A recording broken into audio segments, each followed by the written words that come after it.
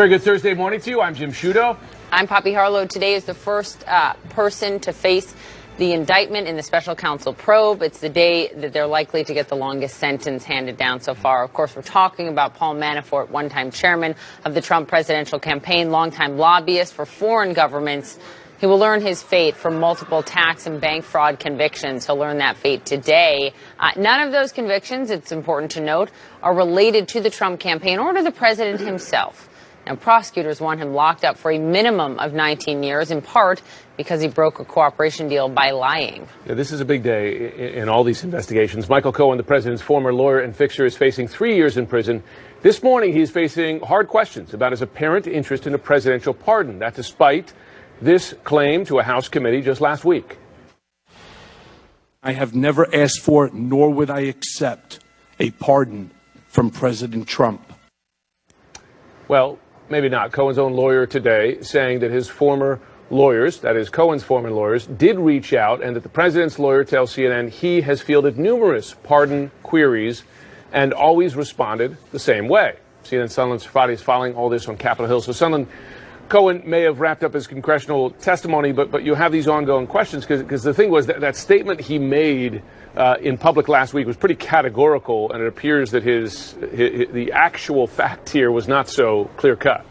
That's right. Michael Cohen was very clear when he said that in front of the committee last week, saying, never have I asked for, nor would I accept a pardon. Those very clear words coming from Michael Cohen in front of TV cameras. And so this does, all of these contradictory statements about who talked to who about a presidential pardon, really underscore that we still don't have a clear picture of what happened, and brings us to the question if Michael Cohen misled Congress over this issue, over presidential pardons. The Washington Post coming up with some new reporting saying that Michael Cohen talked to the House Intelligence Committee yesterday, and during that he discussed the subject of a pardon with Trump's attorney Jay Sekulow and Rudy Giuliani.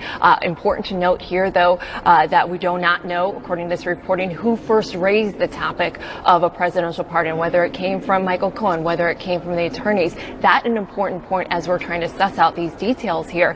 Now, Rudy Giuliani told CNN's Dana Bash last night that he had been asked about pardons by attorneys, but that he would not comment specifically on conversations with other attorneys. Giuliani saying here that these were privileged discussions. Now, as you noted, Lanny Davis, Michael Cohen's current lawyer, trying to do some cleanup this morning about all these contradictory conversations, all of these contradictory elements.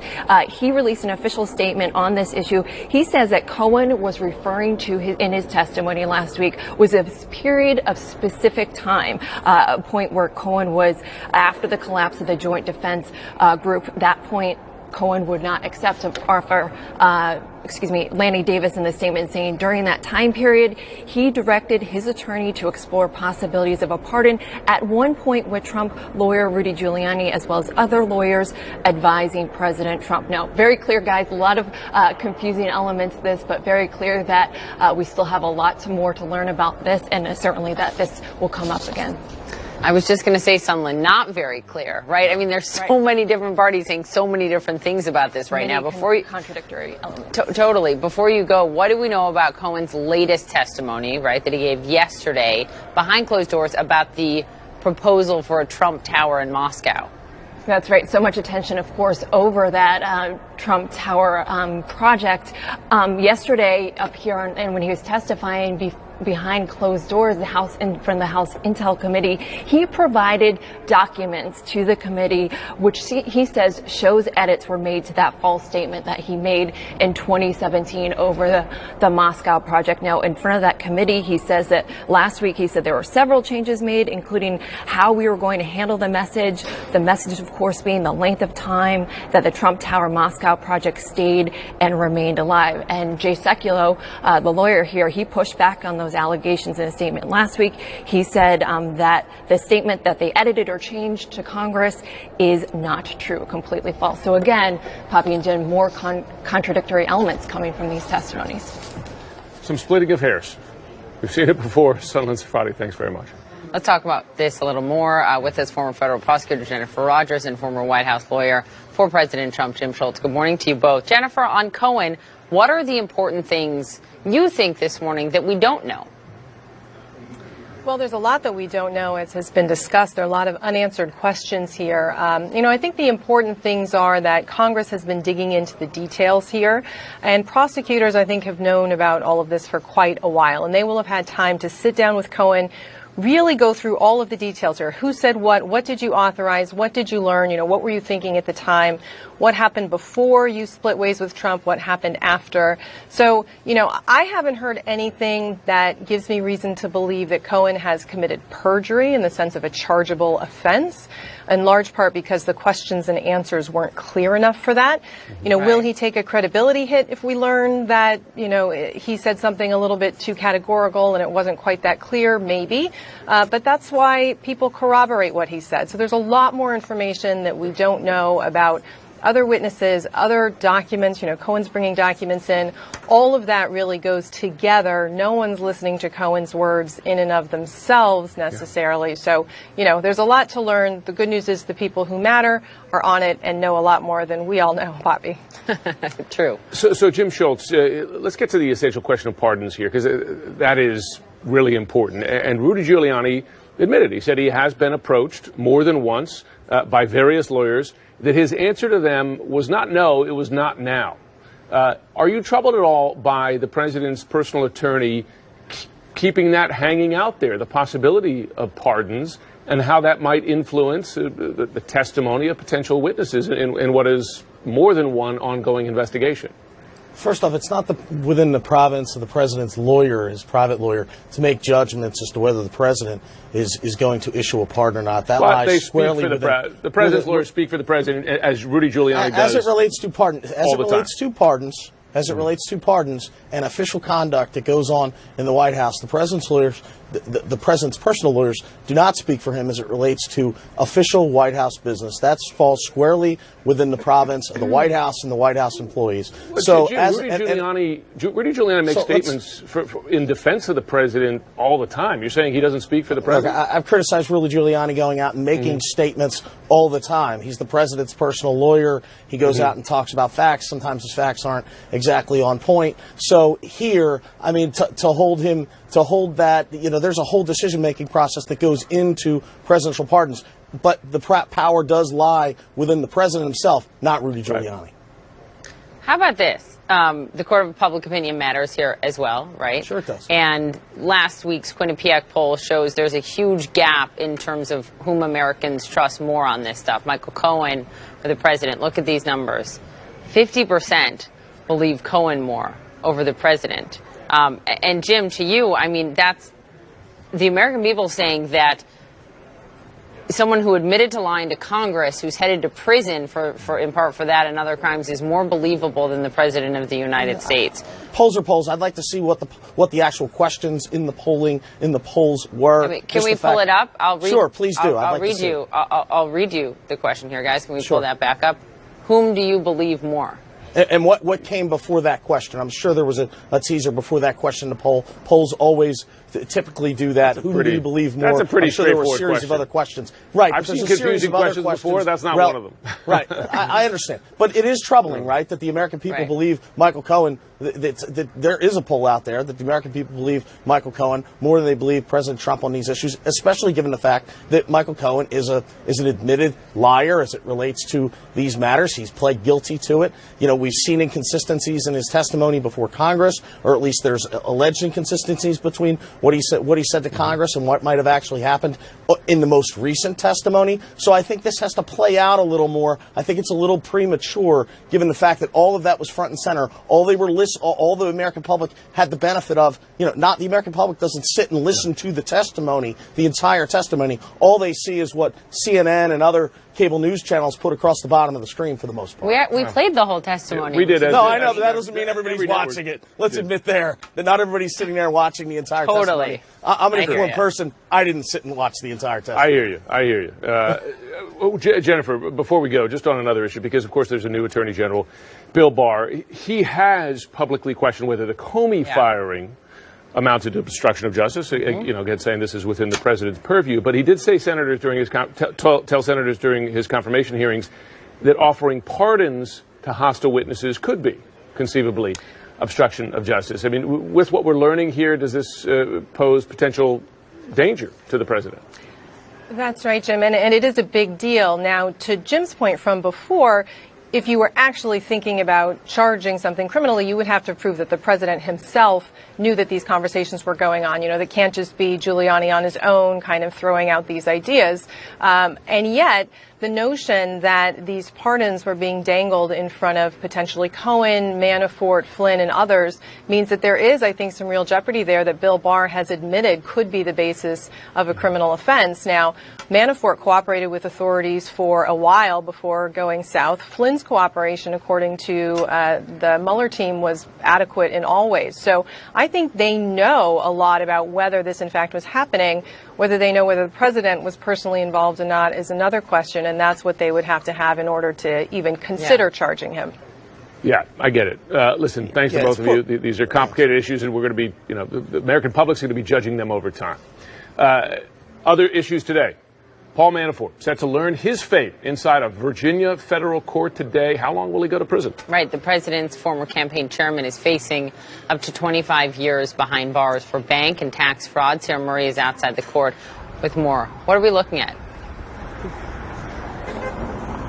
Well, Paul Manafort could very well learn today if he is going to be spending the rest of his life behind bars. As he pointed out, prosecutors have asked for up to 25 years in jail for the 8 crimes he was convicted of here in Virginia. And they say he's shown very little remorse for these crimes, that he essentially has been willing to blame everyone but himself for his own criminal activity. For Paul Manafort's part in his filings, he has asked the judge for leniency, and he said that he's sorry. He did not take the stand here in Virginia in his own defense when this case went to trial, but he will have an opportunity to speak before he is sentenced today if he chooses to do so. That could be his last chance to ask the judge for some leniency in this case. Paul Manafort is 69 years old. He's already had declining health issues in the 9 months he's been incarcerated. At times, we've seen him use a wheelchair.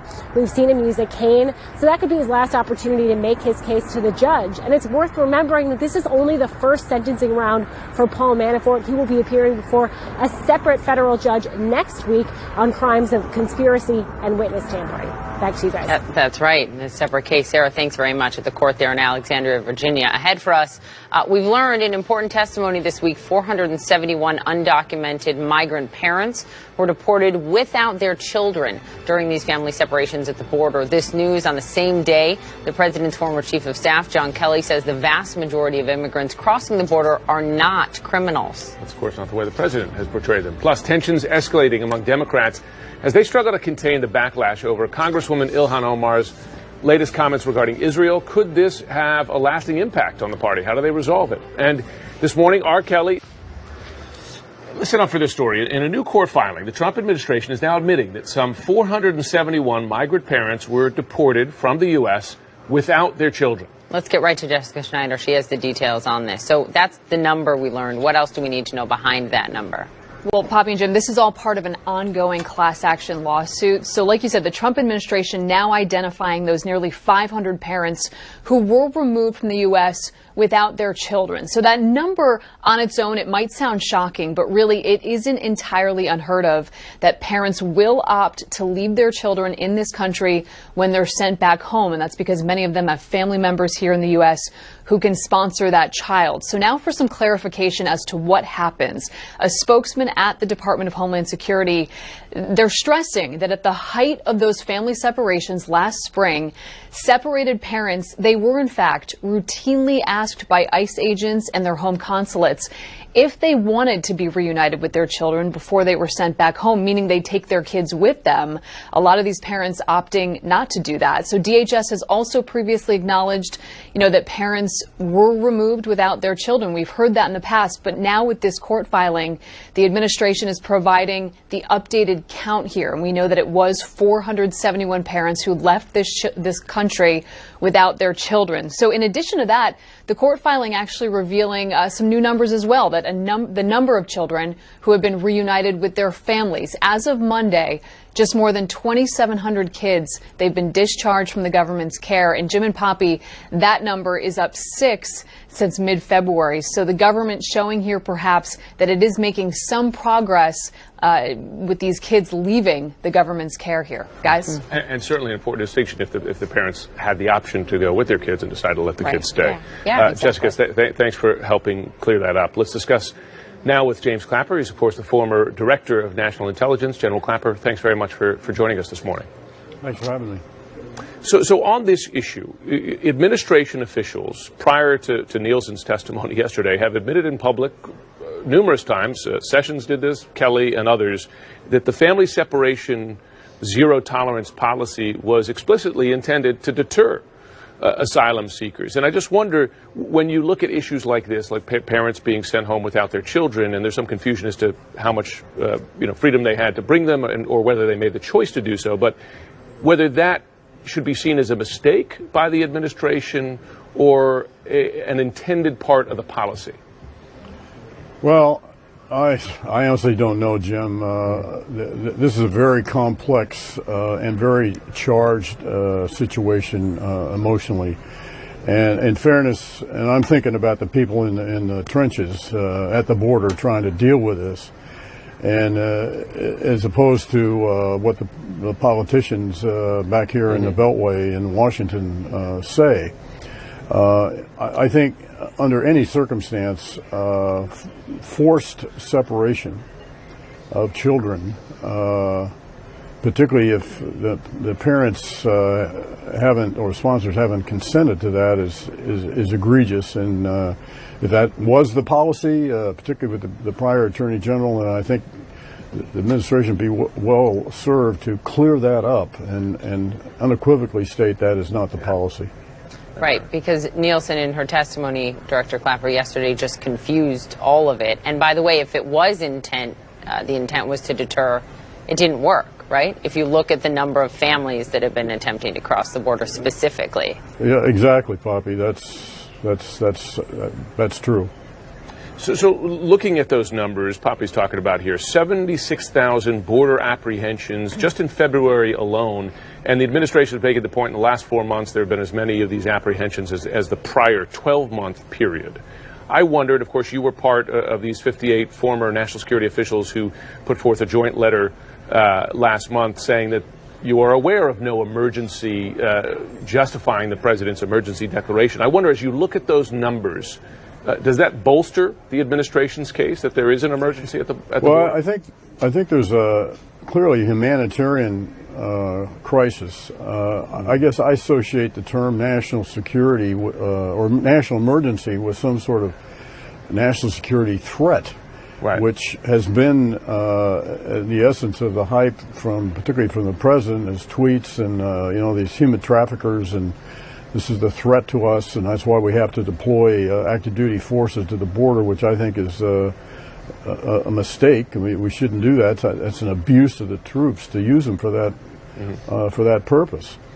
But I do think it's pretty obvious that we have a tremendous humanitarian crisis, and I think that the Department of Homeland Security, and again, I'm thinking about the troops on the front line there, have a tremendous challenge, and I'm very sympathetic to them. Mm-hmm. If we could get you on North Korea, because this is very important. Obviously, Jim was there at the summit in Hanoi, and since it fell apart, since the president walked away from the table, these new satellite images, Director Clapper, showing rebuilding at this specific long-range missile launch pad site. What's your read? How concerned are you about it? Well, welcome to negotiating with the North Koreans. Yeah. This is a all too familiar pattern of theirs. It's been my strong conviction ever since I engaged with the North Koreans when I went there in 2014 to bring out 2 of our citizens, that they are just not going to denuclearize. I don't care what they say. Now, these summits and dialogue it works to their advantage. It puts Kim Jong-un on a stage on an equal basis with the President of the United States, which is something the North Koreans have longed for decades. So it's not surprising to me that we see evidence of them continuing with their nuclear and/or missile program. That is that is the way they generate leverage. And I just wish that the president, in fact, in the summit in Singapore in June, had asked Kim Jong-un, what will it take to make you feel sufficiently secure that you don't need nuclear weapons? And it would seem to me the answer to that would kind of determine your negotiating strategy, and I don't know that we know that. The other thing would have been very handy to have agreed on would have been a mutual definition of denuclearization, which, as far as I know, we still don't have. So this is not surprising, and this is typical North Korean behavior. John Bolton said this morning that he's open to, the president's open to more, to the possibility of another summit. So surprising. We'll see if that one produces more results. Director Clapper, thank you, as always. Thanks for having me. Democrats divided this morning, a lot of back and forth, confusion, fighting, bickering over what to do about the repeated controversial comments from freshman Congresswoman Ilhan Omar about Israel. What is the lasting impact on the party here in terms of the division from this? We are just moments away from the opening bell on Wall Street. Investors searching for some sort of direction. The jobs report out tomorrow. That's going to be important. And tension could be growing between the U.S. and comments by Congresswoman Ilhan Omar. A resolution by Democratic House leadership condemning anti-Semitism in general is in the works. But sources say that a debate inside the party on the language of that resolution has been messy and tense. Now, the timing of that vote is unclear as well. This is at least 3 2020 Democratic candidates are defending Omar. So how did we get here? Well, the Congresswoman has a history of controversial comments. In a 2012 tweet, she wrote, "Israel has hypnotized the world." We asked her in January what she meant by that. Listen. I don't know how my comments would be offensive to Jewish Americans. My comments precisely are addressing what was happening during the Gaza war. Weeks after that interview, Omar tweeted the following, and we're quoting here. "It's all about the Benjamins, baby," criticizing the prominent pro-Israel lobby here in the U.S., AIPAC, implying that they were paying members of Congress, that money drove these positions. While that group is certainly significant in terms of financially lobbying for Israel's pro-Israel interests in Washington, they, we should note, do not give money directly to politicians or to campaigns. So that tweet of hers saying it's all about the Benjamins, about AIPAC, sparked uproar with members of both parties. Many called those comments, again, anti-Semitic. She apologized. She deleted that tweet. Days later, House Republican members responded by really forcing Democrats' hand to vote on a motion condemning anti-Semitism.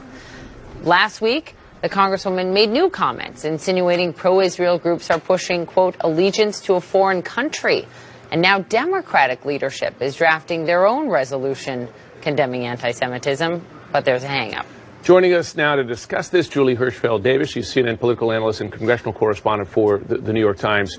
Good morning. Julie, so this is a party divided and very publicly divided on this. And we've noticed how this has now bled into the 2020 campaign, because you have Senators Bernie Sanders, Kamala Harris, Elizabeth Warren defending Omar here. I'll just quote Elizabeth Warren's comments on this. She said, branding criticism of Israel as automatically anti-Semitic has a chilling effect on our public discourse, makes it harder to achieve a peaceful solution between Israel and the Palestinians. Is it that distinction that's in effect driving this internal debate here? Well, I think that's a big part of it, right? The distinction between making comments that are seen as anti-Israel or seen as questioning the actions of the Israeli government and using terms and words that are actually inherently anti-Semitic. And part of the issue here with Representative Omar's comments, as you pointed out in that clip and in some of the lead up to this, is that she has used some phrases in the past, like Israel has hypnotized the world, this idea that, money is driving all of this, and particularly in the most recent comments, this idea of dual loyalty, that if you are being asked to support Israel, that people are doing that, they can't at the same time be, have allegiance to their own country, that they have allegiance to Israel. All three of those things are things that historically have been, the tropes of anti-Semitism and very strong signs of anti-Semitism. But Representative Omar and many of her advocates in Congress and the Democratic Party, particularly among members of the Congressional Black Caucus and some of the newer members, the progressives who have stood behind her, say, listen, she is raising legitimate issues and questions about support for Israel, and that can't be seen as Senator Warren said, as inherently anti-Semitic, otherwise that stifles debate. So what you have is just this very emotionally wrought and very kind of sharp and bitter argument within the party about what is acceptable discourse and what is not. And it's not something that we've really seen internally among Democrats quite as loud as we see it right now. Mm-hmm. And Eliot Engel, who of course chairs the Foreign Relations Committee that she sits on, said, like, I hope she grows from this and learns, but she shouldn't be taken off the committee or stripped of this title. Here's the thing. It seems like Republicans, President Trump, are able to capitalize on this. Here's a tweet from the president recently. It is shameful that House Democrats won't take a stronger stand against anti-Semitism in their conference, even though they are putting forward this resolution that they're going to vote on soon condemning anti-Semitism. From the president, who himself has been, Julie, as you well know, accused of trafficking in these anti-Semitic tropes. Remember this, 2016, a tweet during the campaign showing that picture of Hillary Clinton over a stack of money next to a Star of David. So, you know, despite that, you know, he's making these comments, and it seems to be hurting Democrats more.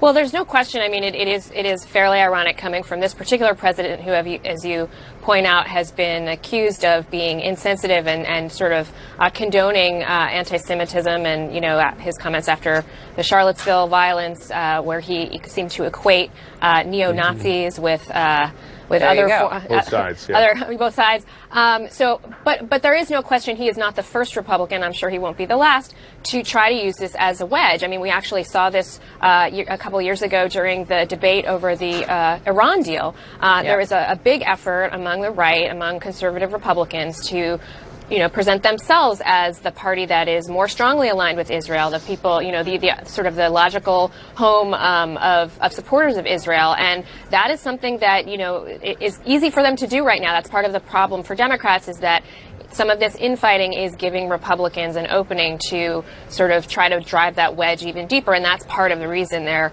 having so much trouble coming up with, what is the acceptable language here? What should they do with this resolution? Yeah. And now having to delay the vote that was supposed to already have happened. Julie, thanks for the reporting on it. We appreciate it. Thank you. R. Kelly behind bars this morning, just hours after that explosive emotional interview.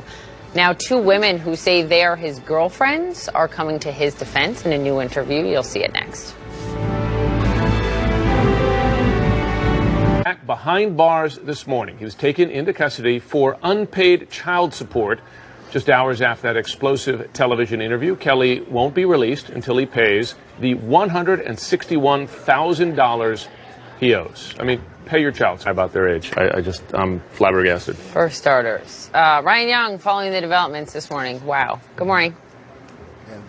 So much. Hey, guys, there's so much to this story. And in fact, the twists and turns are crazy. When you watch that interview, first of all, you're just kind of sitting there waiting for the next shoe to drop. And I think this sort of teed up what happened in court yesterday, because so many people were in the hallways of the court just waiting to see R. Kelly walk down the hallway. So many people believe the singer has more money. In fact, one of the most revealing things from today's interview, I believe, was the fact that R. Kelly said he had never even been to his own bank to look in his bank account, and he realized he had less than $400,000 left. So you look at that child support payment of $161,000 that he wasn't able to pay. His publicist told us yesterday that he was prepared to pay $50,000 or $60,000 worth. The judge was not taking that. They wanted the full payment yesterday. So he was sent back to jail. In fact, we saw him walking by our cameras in the distance when they were taking him back into custody. So now the question is, can the singer come up with money to get out on bail for this last charge? There was also a gag order put into this case because there's minor children involved. But listen to another part of this interview that the twists and turns are just so unbelievable. Listen to what he told Gayle King again this morning. The fact of whether or not he should be paying his child support, of course he should be paying his child support, but the idea that he is also taking care of two young ladies and maybe hasn't paid his child support in quite some time. Don't forget the actor, not the actor, but the R&B singer now faces 10 counts of aggravated criminal sexual abuse and a Class 2 felony. So many questions about this. People were in court yesterday actually showing up to show their support for R. Kelly. So it's interesting to see how this is all unfolding. Of course, the next drop, we're told next Wednesday, they believe he might be able to get out because his publicist was actually telling us they were hoping to see if they can get some money together to get him out. This just keeps twisting and turning. We're getting more details, and more alleged victims seem to be coming forward. So this is not over just yet. Ryan, he is paying a publicist. Mm-hmm. Yeah. A publicist Okay? He's not paying his child support, but there's a publicist whom I just assume is not working. And by the way, child support's not a negotiation. Well, there's actually a question about whether the publicists and the lawyers are getting paid at this point as well. So it'll be interesting to see how this all rolls out. Okay. Thank you for the reporting. Ryan, thanks for staying on the story. The man President Trump picked to become U.S. ambassador to Saudi Arabia at a difficult time, promising to hold the nation accountable for Jamal Khashoggi's brutal murder. We're going to speak to the most senior Democrat on the Senate Foreign Relations Committee to see if that can actually happen. Just into CNN, we're learning from a Democratic source in the House that the House will vote today on a proposed resolution condemning anti-Semitism. We don't have the phrasing of that resolution. As you know, that's been a subject of controversy within the Democratic Party, but a vote will take place today. And as we learn more, we'll certainly bring that to you. We will indeed. Also this morning, a stinging rebuke of Saudi Arabia over the murder of journalist Jamal Khashoggi. 36 European delegates at the United Nations condemning Saudi over its lack of transparency. At the same time, President Trump's pick to become U.S. ambassador to Saudi Arabia is vowing to hold the Saudis accountable for Khashoggi's death. And senators on both sides of the aisle slamming a recent update from the White House on the matter. Republican Senator Lindsey Graham even calling it worthless. So joining me now is the ranking Democrat on the Senate Foreign Relations Committee, Senator Bob Menendez of New Jersey. We appreciate your time this morning. I think it's also worth noting that, you know, we've gone this long without a U.S. ambassador to Saudi Arabia, which is also important. You questioned him yesterday. This is retired General John Abizadeh, and you questioned him about a lot of important things. I read through your questioning of him, but you also said that he, quote, has the right experience and kind of leadership we need at the embassy. He said, Senator, he will hold Saudi Arabia accountable. Do you trust that will happen? I believe the general is straightforward. I believe he's sincere, and we're going to hold him to that upon confirmation. Look, we just cannot continue to allow Saudi Arabia, admittedly an important relationship in terms of our national security questions, to just move ahead and act with impunity. And so we need a relationship, but that relationship has to change. And one of the elements of it that has to change is a consequence for the murder of Jamal Khashoggi. And that's what I'm hoping to continue to press in the committee, and we have bipartisan legislation ready to do that. Okay, so alongside you at this hearing yesterday, Senator Marco Rubio, Republican of Florida, said the Saudi Crown Prince Mohammed bin Salman has gone, in his words, quote, full gangster, saying he's reckless, ruthless, and increasingly willing to test the limits of what he can get away with. Do you agree with that assessment? And if you do, if confirmed, what can General Abizadeh do about that, do to check that? Well, I do agree that the Crown Prince is reckless, and I think the Crown Prince thinks that he has carte blanche from this administration to do largely what he wants to do, as long as he continues to be supportive of us as it relates to both Iran and Israel. And that message is the wrong message.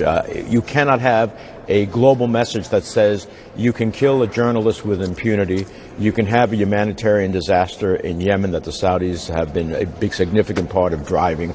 You can't constantly violate human rights, arrest and detain American citizens and allege torture of American citizens. Yes. That doesn't matter what the relationship is. So I think the general, we have had nobody there for 2 years to contest and challenge the Saudis. I think the general will have an opportunity to do that, and I expect that the Congress will support him in that. I hope the administration will support him in that as well. Let me ask you about a dual U.S. Saudi citizen, Dr. Walid Fatahi, who has been held first at the Ritz-Carlton against his will in Riyadh and now in jail in Saudi Arabia. His family, as you know, believes that he's been tortured and beaten while he's in jail. Listen to what National Security Advisor John Bolton said to our Jake Tapper just this week about it. As of this moment, my understanding is we have had what's called consular access, meaning American diplomats in Saudi Arabia have visited with him. Beyond that, we don't really have any additional information at this point. What do you want the administration, Senator, to do about this? I want the administration to do more than a consular visit. I want to insist that his detention be ended and to be a full investigation as to the allegations of torture. Look, you can't have a United States citizen detained and allegedly tortured by a foreign government, whether it be the Saudis or anyone else. And so I think that if this detention and allegation of torture was in any other country, we'd have a far more robust answer than Ambassador Bolton had for you in that report. You do. So, I mean, it sounds like you're saying you think that because of the important relationship in the region with Saudi Arabia, the arms deal, et cetera, that the president points to, you think that they're going too soft on Saudi when it comes to this dual U.S.-Saudi citizen? I think in general they're going too soft on the Saudis, certainly on this dual citizen, but just in general. It is just fundamentally wrong, and that's why our Saudi Arabia and Yemen Accountability Act would create a real consequence, both for the death of Jamal Khashoggi, to send a message to the Saudis about it's time to end the war in Yemen, and that, in fact, they cannot act with impunity. Yes, it's an important relationship, but it's not an unbridled relationship. Right. Finally, Senator, look, this is an historic Congress right now for sure, for a number of reasons, including the fact that you have a record number of women serving in this Congress, and their voices are being heard in new ways. As the ranking member of the Senate Foreign Relations Committee, are you concerned that Senator Jeanne Shaheen is the only woman on your committee? Well, I'm thrilled that she is on the committee. She's an invaluable member of our committee.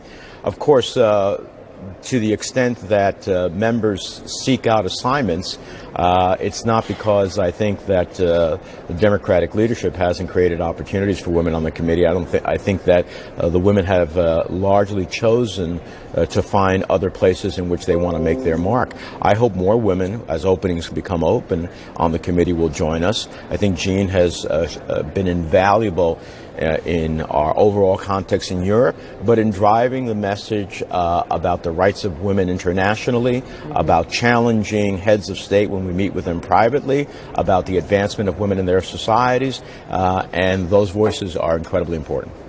And it sounds like you'd like to see more of them on the committee. Senator Absolutely, Menendez, we welcome them. Thank you for your time this morning on all this. That would be a good thing. We are following breaking news just in the last few moments here. The House will vote today on an anti-Semitic resolution.